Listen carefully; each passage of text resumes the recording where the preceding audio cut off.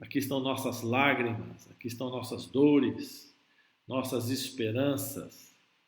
Estão todas elas em tuas mãos. Assume o controle e realiza conforme tua vontade, para a tua honra e para a tua glória. Nós vamos agora estudar a tua palavra. Mais uma vez clamamos a voz do Espírito Santo falando em nossa vida. Não a voz do pastor, que ele se cale para ouvirmos a voz de Deus. Oramos agradecidos em nome de Jesus. Amém. Vamos lá então? Pegue a sua Bíblia e vamos estudar. Vamos para nosso último estudo, confirmando as profecias. Eu quero falar para você os temas que nós estudamos para você relembrar até chegarmos aqui. Né? Nosso primeiro tema foi sobre a necessidade que temos de compreender profecia. Por que é importante estudar profecia? O segundo tema foi a profecia mais importante da história, que é a profecia da salvação em Jesus, que começa lá em Gênesis, e tudo que foi indicado no Antigo Testamento foi realizado no Novo Testamento, uma coisa fantástica. Depois, o terceiro estudo foi Daniel, capítulo 2, que é o sonho da estátua, né? Que a gente fala a estátua de Nabucodonosor, e ali nós começamos a compreender a história do mundo. Depois estudamos sobre os 4 animais que surgem ali na visão de Daniel, né? O leão, o urso, o leopardo, o animal terrível e espantoso. Depois nós ficamos 2 estudos estudando sobre o chifre pequeno do 4º animal. Depois viemos para o estudo sobre o bode e o carneiro, né? A Medo-Pérsia e a Grécia, e ali sai um outro chifrinho danado. Mostramos logo depois, no 8º estudo, que Antíoco Epifânio não pode ser o chifrinho. Né? O chifrinho é o poder romano. Depois nós ficamos 3 estudos estudando o grande período profético, que são os 2.300 dias, né? 2.300 tardes e manhãs, o santuário será purificado. E dentro desse grande período, as 70 semanas, né? 70 semanas estão determinadas. Aí entendemos, inclusive, no final dos 2.300 tardes e manhãs, 2.300 anos, o nascimento do último movimento de pregação do Evangelho para a volta de Jesus. Passamos então para os 7 selos e estudamos os 7 selos do Apocalipse. Estudamos depois sobre os 144.000 selados e a grande multidão, compreendemos sobre o simbolismo desse número. Aí estudamos sobre a mulher e o dragão. A mulher é a igreja, o dragão, a antiga serpente, diabo, Satanás, tentando destruir a igreja de Deus, e a igreja de Deus subsistindo, sendo protegida, mesmo sob perseguição, a mulher vencendo. Estudamos então sobre a besta que surge do mar, né? O grande poder romano que veio ali da Europa e tomou conta. Segunda-feira estudamos sobre a besta que sobe da terra, né? O poder americano apoiando o poder romano, e hoje vamos estudar sobre o maior espetáculo da história, tá certo? Fechando assim 17 ou 18 temas de estudo sobre profecias. Pegamos todas as profecias? Não. Tem mais uma ou duas de Daniel, tem mais várias do Apocalipse. No Apocalipse nós não estudamos as 7 igrejas, nós não estudamos os 7 flagelos, nós não estudamos, e tem muita coisa, tá? Então, tem ainda as profecias de Isaías, tem as profecias de Ezequiel, mas dessas profecias muitas são só localizadas para o povo judeu ali naquele momento. Então, nós pegamos as profecias que eu penso ser as mais importantes no momento em que nós vivemos. Uma das grandes dúvidas que se tem hoje em dia é isso aí, ó. Como é que vai acabar o mundo? E aí tem as teorias e as teorias e as teorias, né?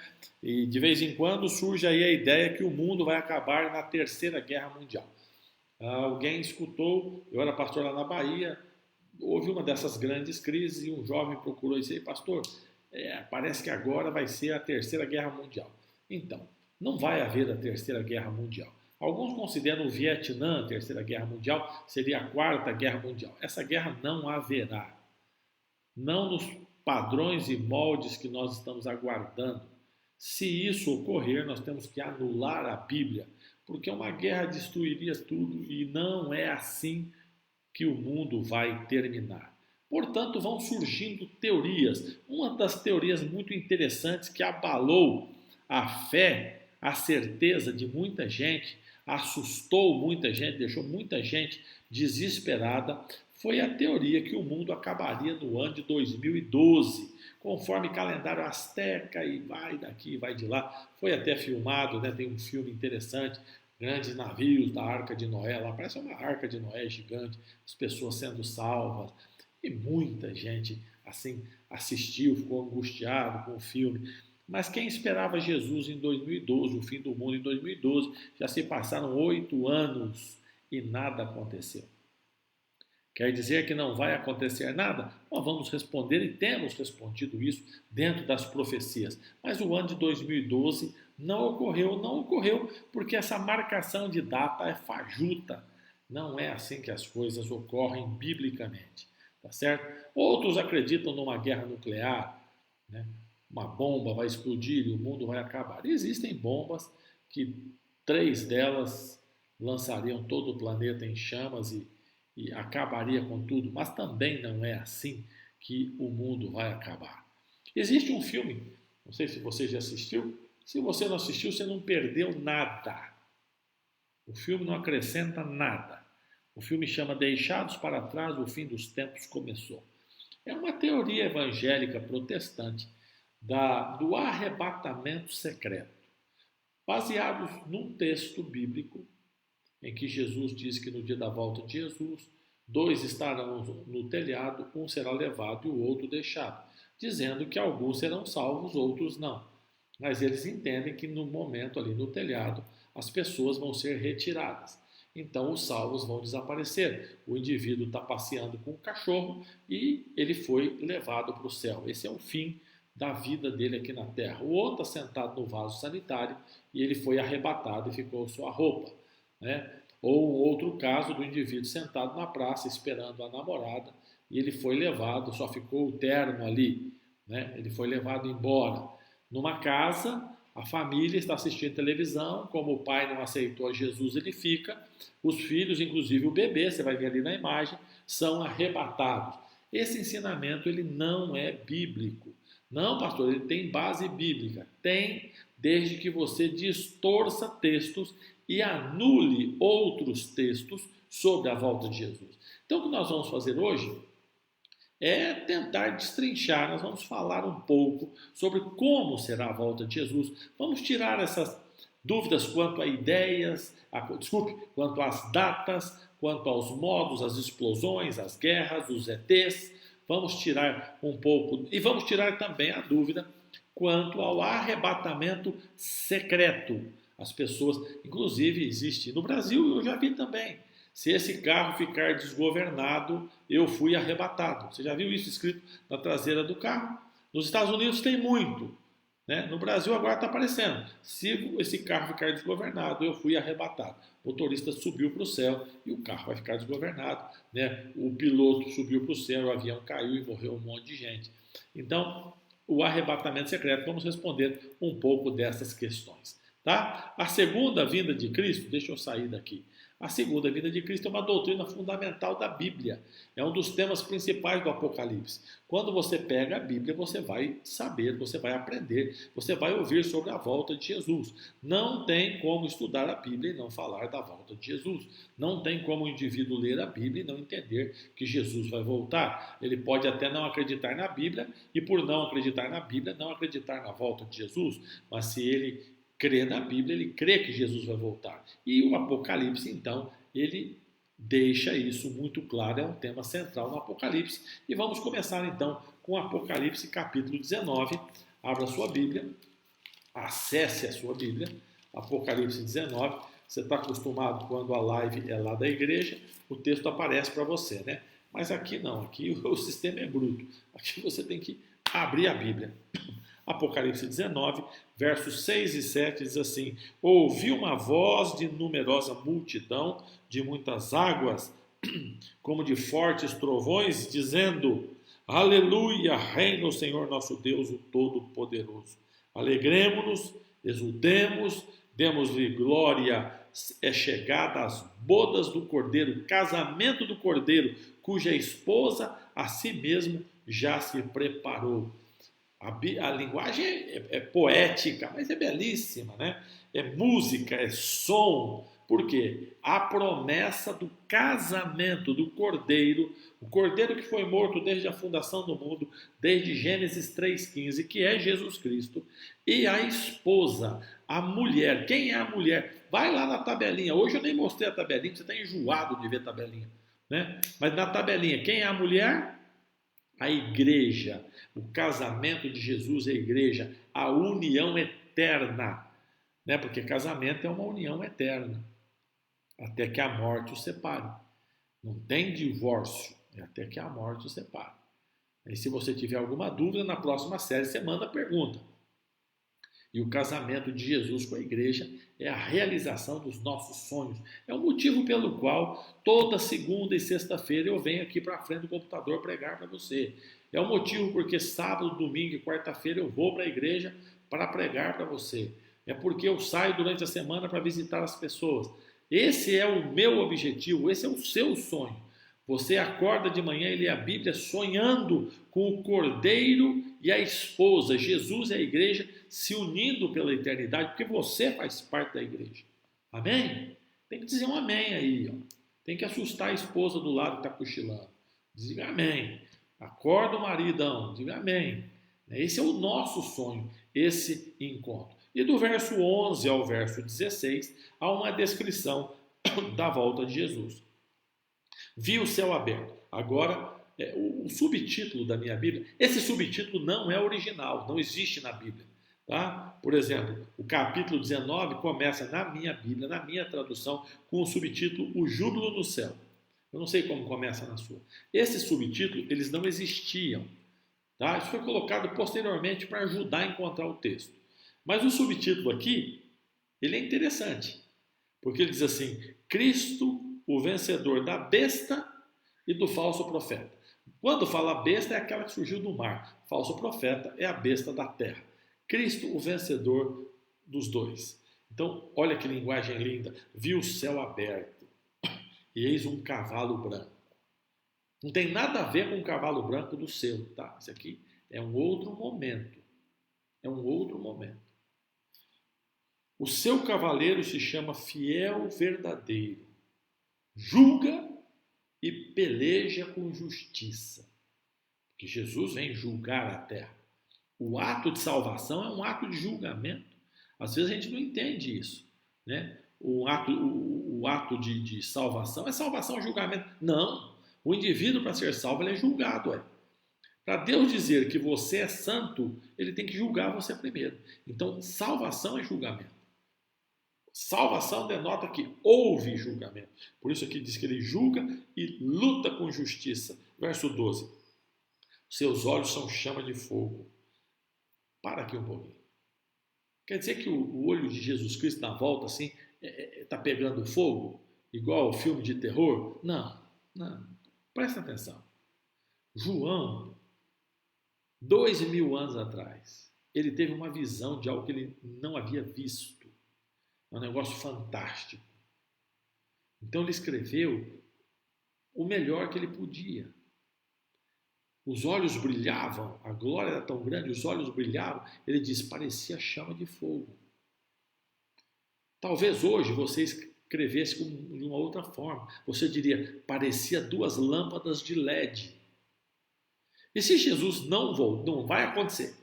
Mas se Jesus não voltasse, daqui a 2000 anos, a tecnologia avançou demais, lâmpada de LED, ninguém nem sabe o que é mais, como é que eles leriam uma frase sua e os olhos pareciam lâmpada de LED? E lâmpada de LED, que bobagem é essa? Isso não existe. Entende? É o jeito de escrever naquele momento. Seus olhos são chama de fogo. Na cabeça, muitos diademas. Ele tem um nome escrito que ninguém conhece, só ele mesmo. Está vestido com um manto tinto de sangue, vermelho. Você sabe o que significa esse manto vermelho? O sacrifício de Cristo por todos nós. Nós nos tornamos justos devido ao manto vermelho, o sacrifício de Jesus Cristo na cruz do Calvário. E o seu nome se chama o Verbo de Deus. Aqui eu sei que é Jesus, porque o Evangelho de João, no capítulo 1, diz: no princípio era o Verbo estava com Deus, o Verbo era Deus. E eu sei que o Verbo ali era Jesus Cristo, porque é identificado como Jesus, o Verbo de Deus. Então, aqui é a descrição de Jesus Cristo. Verso 14. E seguiam-no os exércitos que há no céu. Então ele não está sozinho. Montado em cavalos brancos, vestiduras de linho finíssimo, todos estavam vestidos de um branco muito puro. Saía da sua boca uma espada afiada, para com ela ferir as nações. E ele mesmo regerá com um cetro de ferro, e pessoalmente pisa o lagar do vinho. É como se faz o suco da uva, o lagar, o local apropriado. A uva é pisada, né? O lagar do vinho do furor da ira do Deus Todo-Poderoso. E aí o verso 16 diz: tem no seu manto e na sua coxa um nome inscrito. E ali vai estar escrito: Rei dos Reis, Senhor dos Senhores. Então, é uma descrição poética, belíssima, belíssima, né? Profética, além de poética, profética, da volta de Jesus. Agora, algumas perguntas que nós temos e vamos esclarecer nessa noite. A volta de Jesus vai ser secreta? Eu vou fazer as perguntas e vou colocar os textos respondendo. Vamos responder essa pergunta. A volta, responder com a Bíblia, não é com o que eu acho, não. Não, eu acho que não. Não, a volta de Jesus vai ser secreta? Apocalipse 1:7. Nós vamos ler vários textos. Prepara aí para mexer com a Bíblia. Apocalipse 1:7. Diz o seguinte: eis que vem com as nuvens, e todo olho verá, até quantos o traspassaram. Todo olho vai ver. E quem está morto? Já falamos disso daqui a pouco. Todo olho vai ver. Nós temos alguns amigos que eles têm uma editora também próximo aqui a uma cidade vizinha, que eles usam esse texto dizendo que aqui é o olho da fé, o olho do conhecimento. No original grego, é o olho. Não é o olho da fé, não. É olho. Tá? E também tem outro detalhe. Quem matou Jesus tinha fé nele? Não. Tinha conhecimento dele? Não. Por isso que o mataram. Eis que todo olho verá, até aqueles que o mataram. Não pode ser olho da fé, olho do entendimento. É olho. Está falando aqui de ressurreição. Tá? Mateus 24. Deixa um dedinho marcando Apocalipse para você não se perder aí. E vamos lá em Mateus 24. No verso 27 diz assim: assim como o relâmpago sai do oriente e se mostra até o ocidente, assim há de ser a vinda do Filho do Homem visível. Primeira coisa que você precisa entender sobre a volta de Jesus é um acontecimento visível.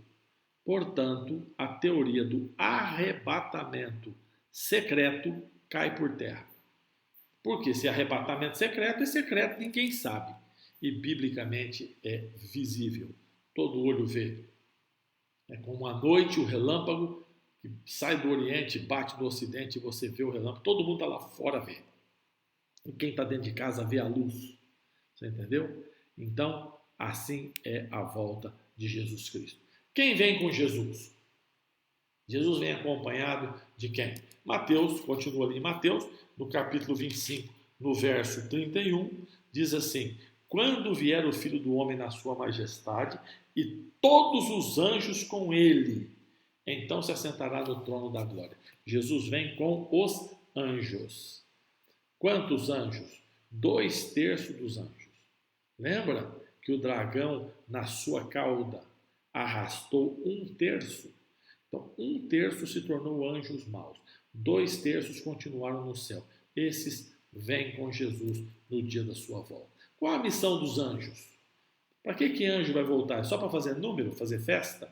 Só para fazer barulho? Qual é a função dos anjos? Em Mateus 24, no verso 31, Mateus 24, 31 diz assim: enviará os seus anjos com um grande clamor de trombeta reunirão os escolhidos dos quatro ventos. E aí você vai na tabelinha, os 4 pontos cardeais, de uma a outra extremidade do céu. Qual é a função dos anjos? Reunir pessoas. Tá? Você está aqui em Tatuí, seu parente está lá não sei aonde, no Mato Grosso, o outro viajou, está na Europa, e ele vai reunir dos 4 pontos cardeais dos 4 cantos da terra. Essa é a função dos anjos na volta de Jesus. Tá? Tudo isso feito com trombetas, hinos sendo tocados, um barulho. A volta de Jesus, você vai perceber, ela tem algumas características, me fugiu o nome, mas características assim, por exemplo, ela é visível, e agora você descobriu que ela é também audível. Você não vai só ver a volta de Jesus, você vai ouvir a volta de Jesus. Tá certo? Ela tem essa experiência sensorial. Oh, lasqueira, consegui lembrar. Sensorial, os sentidos. Vai ter cheiro, vai ter som, vai ter algo para ser visto. Então não é nada escondidinho, você encontrou, o outro viu, não é assim a volta de Jesus. Então, os anjos eles vão reunir, inclusive reunir aqueles que morreram e vão ressuscitar. Já vamos falar disso. Então, você que perdeu seu filhinho, você que perdeu sua filhinha, quando ressuscitar na volta de Jesus, um anjo vai entregar a você. Você que perdeu seu pai, sua mãe, seu irmão, sua irmã, seu marido, esposa, no dia da volta de Jesus, da ressurreição, é função, é responsabilidade dos anjos promover o grande reencontro entre famílias. Que coisa fantástica, hein? Você chora de saudade, distante e tal, e agora vem então um anjo. Imagina só um anjo. Eu perdi meu pai, faz 15 anos que eu perdi meu pai. É uma perda irreparável. Você tem seu pai, vou dar um conselho para você. Vá lá abraçar o velhinho, diga que ama, faça carinho na careca dele, dê presente para ele, porque quando eles partem é um vazio danado. Graças a Deus eu tenho minha mãe. Entendeu? Eu não sei o que é perder mãe. Graças a Deus eu tenho a mim. Eu sei o que é perder o pai. E é algo muito triste. É um vazio que não preenche. Tá certo? Principalmente quando você e seu pai são amigos. Eu fico imaginando, né? Meu pai chamava Júlio também. Da minha altura, só que mais careca, magrão. Eu fico imaginando, eu sei que a minha mãe está assistindo, ela imagina a mesma coisa, né? Só que eu sei que o anjo vai entregar ele primeiro para ela, que é a esposa, e depois ou vai trazer eles para perto de mim ou vai me levar para perto deles. Mas é o momento do reencontro. Que coisa fantástica. Eu não consigo imaginar. Eu fico à noite pensando, quando tenho saudade do meu pai, eu fico pensando, como é que vai ser esse encontro? Ele ressuscita transformado, etc. Como é que vai ser isso? Que coisa fantástica. Os anjos são os responsáveis por isso. E os justos que morreram? Eu estava falando do meu pai e continuo. Meu pai é um homem justo diante de Deus, convertido ao Evangelho, viveu a religião, foi transformado pelo poder e a misericórdia de Jesus Cristo. Quem o conheceu e o acompanhou sabe que houve uma transformação fantástica na vida dele. E ele morreu como um homem justo, ele está morto, aguardando a volta de Jesus. O que vai acontecer com ele? Tá? Com aquela pessoa que você ama, que morreu e aguardando a volta de Jesus. Vamos ver o que a Bíblia diz, porque nós vamos responder tudo com a Bíblia, tá bom? 1 Tessalonicenses, capítulo 4, 1 Tessalonicenses 4, do 13 ao 16, nós vamos responder o que vai acontecer com os justos. Diz assim: não queremos, irmãos, que ignorais com respeito àqueles que dormem. Aqueles que dormem são aqueles que estão mortos. Jesus chamou a morte de sono. Foi Jesus. Então, se ele chamou, a gente pode dizer: aqueles que dormem, para não ficar tristes como aqueles que não têm esperança. Então, a tristeza frente à morte, meu irmão, a tristeza, ela existe por causa da saudade, mas ela não pode trazer desespero. O adventista do sétimo dia, ou você que não é adventista, mas é estudante da palavra de Deus, Você que crê na Bíblia, face à morte. Quando morre alguém da sua família, você fica triste, porque você tem saudade, mas você não se desespera, porque você não é ignorante como os demais. Conforme o verso 13 de 1 Tessalonicenses 4, você conhece da volta de Jesus e você tem esperança. Tá? Vou continuar a leitura, verso 14. Se cremos que Jesus morreu e ressuscitou, então você responde aí. Cada um sabe por si. Tá? Você crê que Jesus morreu e ressuscitou? Pastor, eu creio. Eu também creio. Tem gente que não crê, acha que Jesus nem nasceu.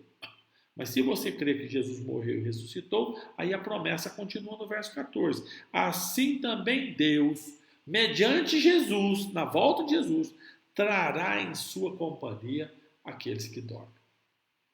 Está aqui o texto. Eu não creio em reencarnação. Não creio. Eu creio em ressurreição. Não, mas dá para acreditar nos dois. Não dá. Não dá. Porque morreu, reencarnou, morreu, reencarnou, morreu, reencarnou, morreu, reencarnou.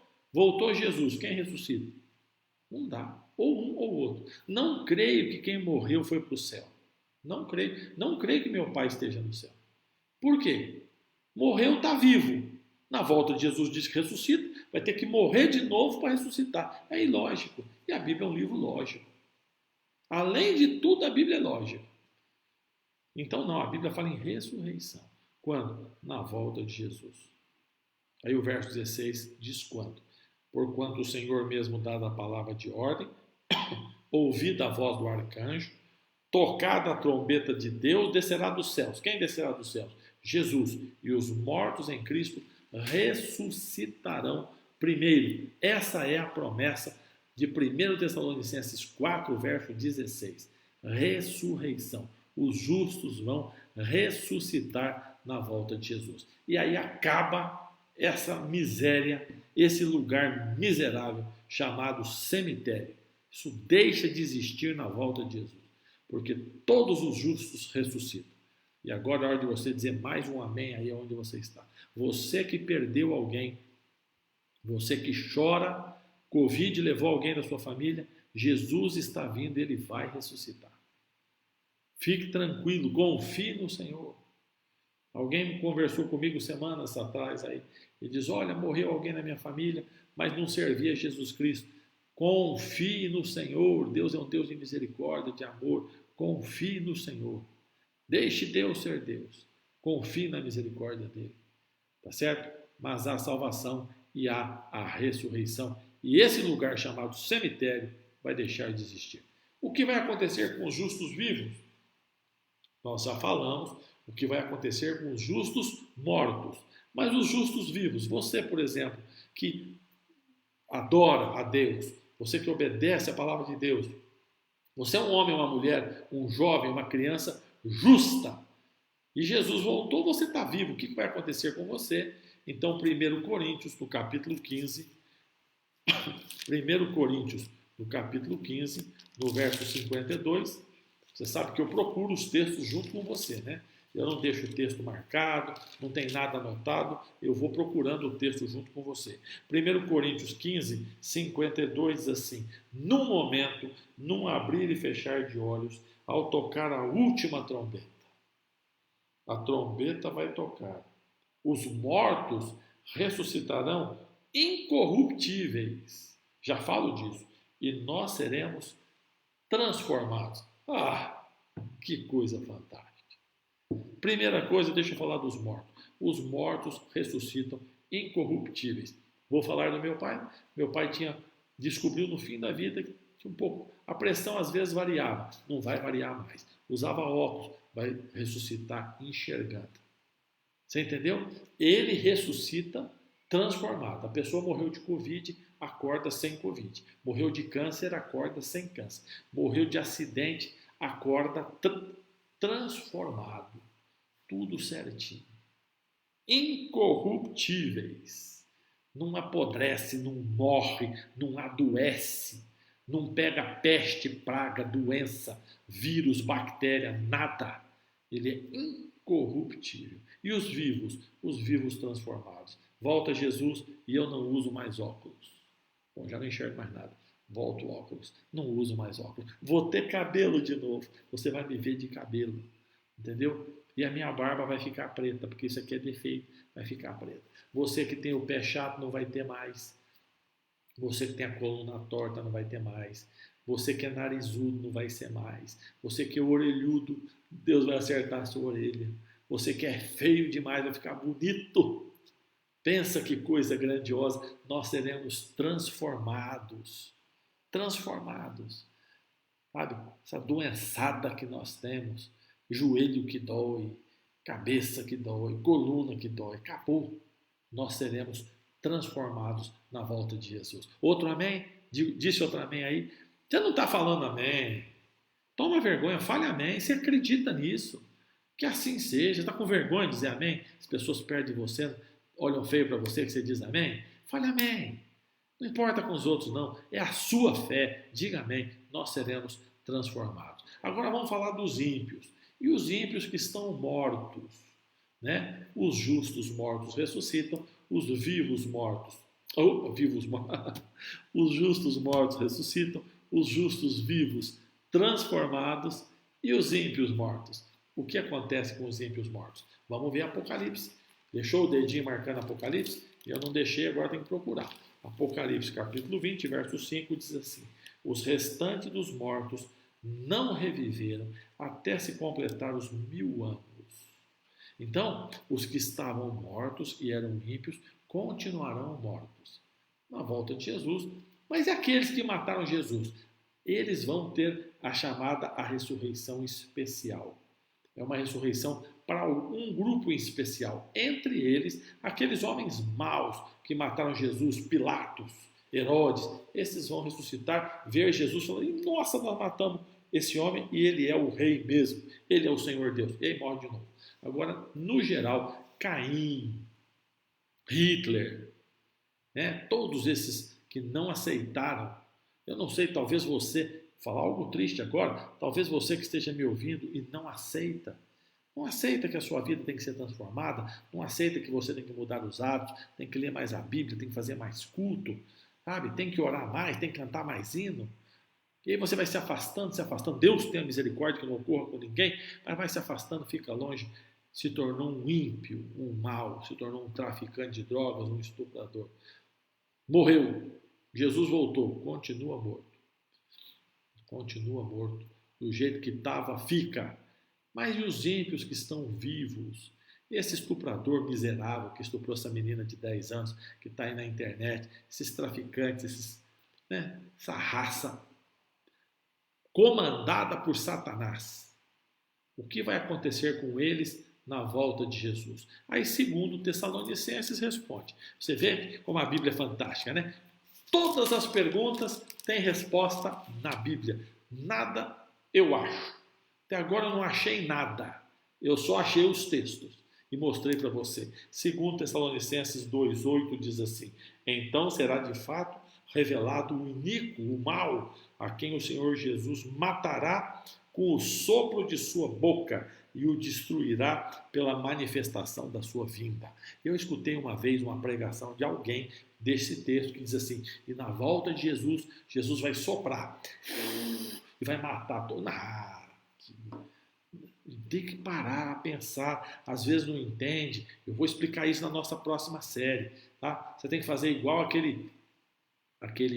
o contrário daquele aplicativo de computador, Google Earth, sabe? Aquele que você vai aproximando até chegar aonde você quer ver. Com a Bíblia é o contrário. Você acha o texto e vai ampliando para você entender. O sopro da boca é o hálito. Hálito. Para você sentir o hálito de uma pessoa, você tem que estar a quantos quilômetros dela? Para você sentir o hálito, eu vou falar um termo feio. Para você sentir o bafo de uma pessoa, você tem que estar a quantos quilômetros dela? Tem que estar pertinho. Tem que estar pertinho. O que quer dizer aqui é que a proximidade, quando Jesus voltar, ele não vai soprar nada. A proximidade, tanto que ali diz assim, ele destruirá pela manifestação. Quando ele aparece com os anjos, e é música, e é som, e acontecendo tudo, e gente ressuscitando, eles vão se desesperar e vão ser destruídos. Quem? os ímpios.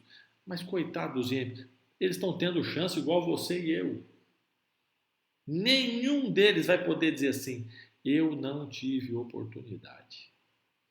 Eu não tive oportunidade. Todos eles, muitas oportunidades. Muitas oportunidades. E quando Jesus vem?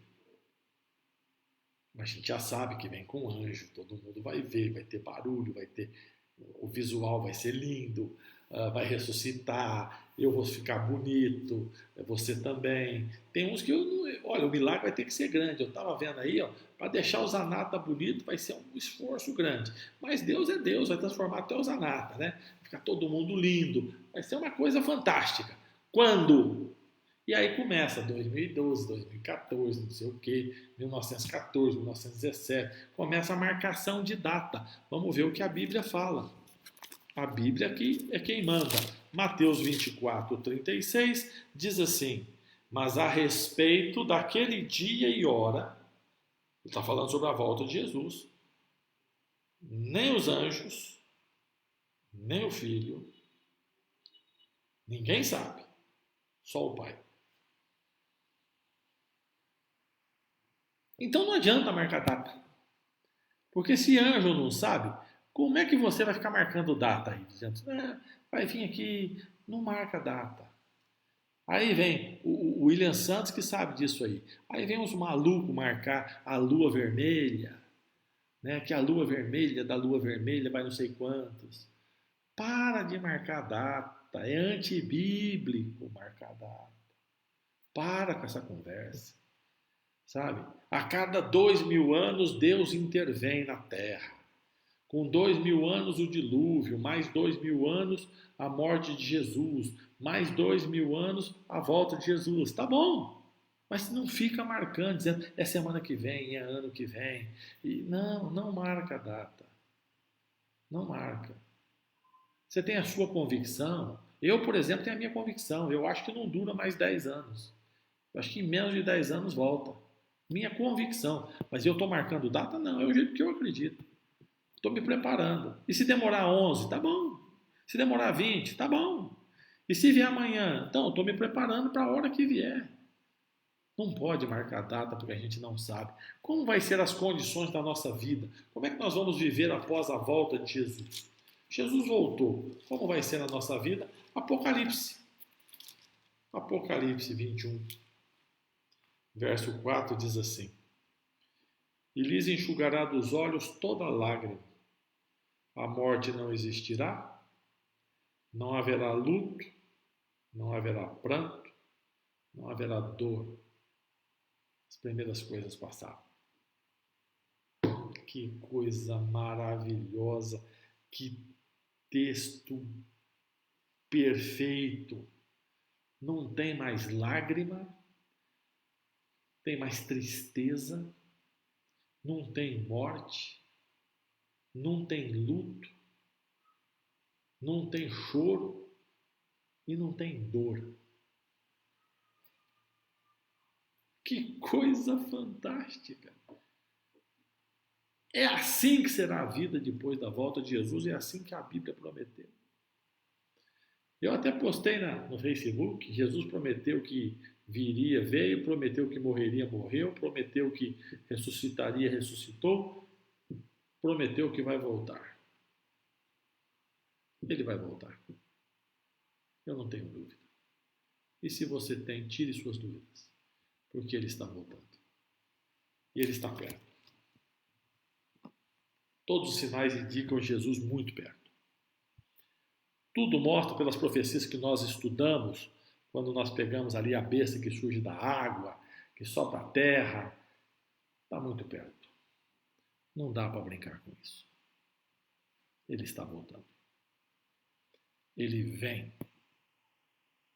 Eu sou adventista porque eu creio completamente no texto. Aquele que há de vir, virá. E não tardará. Eu creio. Ele está voltando. Você crê também? Aí eu faço uma pergunta para você. Se você crê que ele está voltando, o que você está fazendo para esse momento? O que você está fazendo? E eu quero sugerir a você nessa noite, para nós encerrarmos o Confirmando as Profecias, eu quero sugerir a você duas coisas. Duas coisas para você praticar, se você crê que ele está voltando. Se prepare. Se você ora uma vez por dia, passe a orar dois. Se ora dois, passe a orar quatro. Se ora quatro, passe a orar 8. Se você não lê a Bíblia todo dia, passe a ler. Se você não canta hino, passe a cantar. Invista no seu estilo de vida com Jesus. É a primeira sugestão que eu quero fazer para você. Pense nisso. Já bola aí como é que você vai fazer. Amanhã cedo, já vamos acordar mais cedo. Esse negócio de acordar, comer alguma coisa e sair para trabalhar, isso não é vida do cristão e não é vida de quem quer ir para o céu. Quem quer ir para o céu não pode acordar e sair correndo. Tem que acordar mais cedo para adorar a Deus. Pastor, eu adoro a Deus, é à noite quando eu chego. Mas chega à noite com a cabeça cheia, não consegue nem pensar. Não consegue, está cansado. Ele vai adorar. É o pior. Essa mania de separar o pior para Deus está errado. Está errado. Nós estamos fazendo isso demais. Entendeu? O pior para Deus. O pior momento do dia para Deus. O que sobrar das minhas finanças, do meu dinheiro para Deus. O que sobra da carcaça, que eu estou tão cansado, tão esbudegado, que o resto para Deus. Nós temos que aprender a dar para Deus as primícias, a essência, a nata, o melhor. Então acordou cedo, vai para a presença de Deus, adore ao Senhor, fale com Ele, coloque seu dia na mão dEle, já pergunta para Ele que roupa que você vai colocar, já conversa com Ele, já se acerta, já fica gostoso, já é um dia especial. Invista na sua salvação, primeiro conselho. Segundo conselho, egoísta não entra no céu, porque egoísmo é pecado. Está me compreendendo? Egoísmo é pecado. Egoísta não entra no céu. Meu raciocínio está errado ou está certo? Está certo, né? Egoísmo é pecado. Pecador não entra no céu. Se eu sou egoísta, não entro no céu. Portanto, passe a falar de Jesus para todo mundo.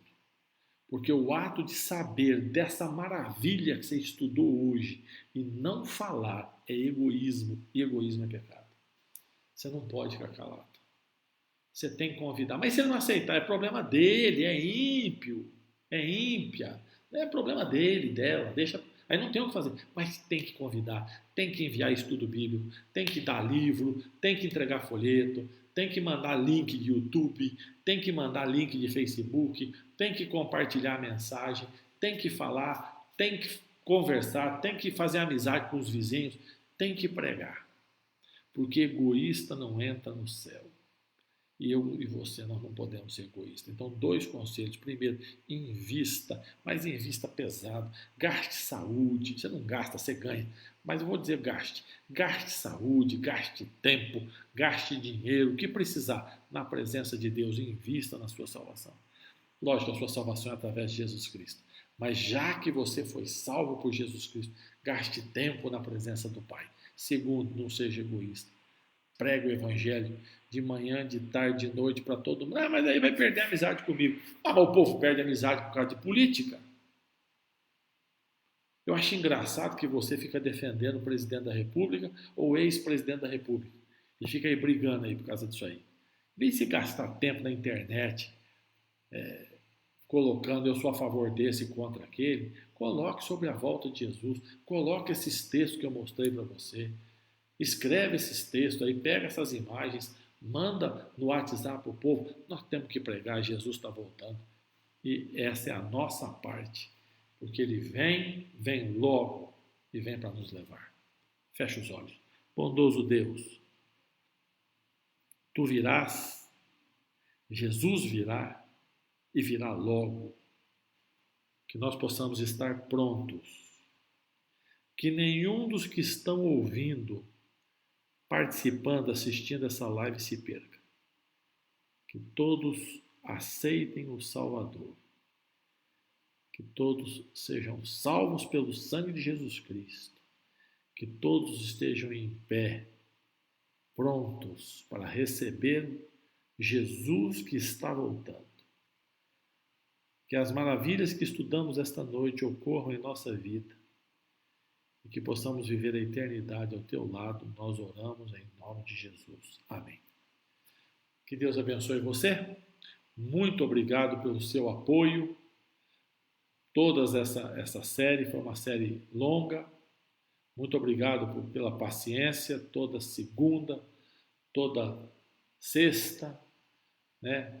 Igual hoje, assim, passa do horário, vai lá longe o estudo. Mas você ficou, convidou, compartilhou, insistiu. Muito obrigado. Deus seja louvado por tudo que você fez nesses dias. E agora fica o meu convite para você se preparar para a nossa nova série a partir de 21 de setembro, mais uma questão. Tá bom? Que Deus esteja ao seu lado. Uma boa noite e amanhã vá para a igreja. A gente se vê lá. Deus abençoe a todos.